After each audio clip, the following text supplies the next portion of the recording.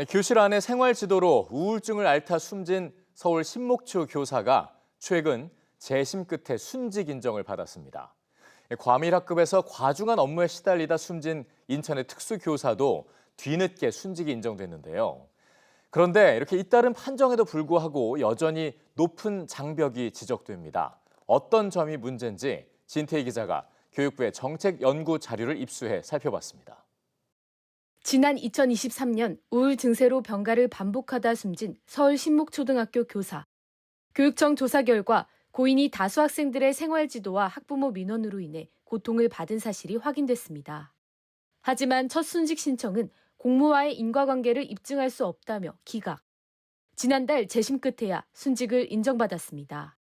스마트폰 포렌식의 내용에서 고통받고 그런 것들이 문자나 이런 것들이 증거가 남아 있었어요. 전혀 개인적인 사유가 아니라 학교에서의 그 고통으로 인해서 순직이 되셨다라는 것을 인정을 받게 된 것 같아요. 과밀학급으로 인한 고통을 호소하다 숨진 인천의 특수교사도 사망 11개월 만인 지난달 순직을 인정받았습니다. 진상조사위는 이 교사의 죽음이 법정 인원을 초과한 학급 운영과 과중한 업무 때문이라고 결론 내렸습니다. 하지만 이런 사례는 여전히 예외입니다. 서희초 사건과 맞물려 주목받았던 전북 군산 무녀도초 교사의 경우 과로를 호소하다 숨졌지만 순직은 인정되지 않았습니다. 해당 교사의 주당 수업 시수는 평균을 크게 웃도는 29시간, 100일간 처리한 공문만 700건에 달했습니다.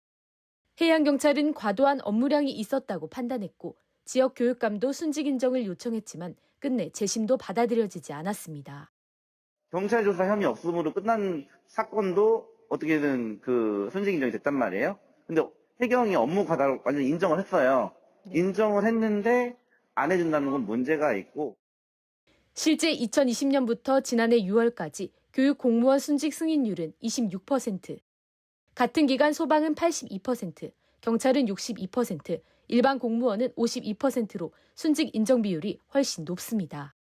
조직의 특수성이나 또 교원들이 한계에 다다른 여러 가지 스트레스라든지 또 마음의 상처 부분을 인정할 정도를 접근할 수 있는 유초등등 교원의 순직 인정 부분을 심의할 수 있는 위원 확대 부분은 반드시 필요하고요.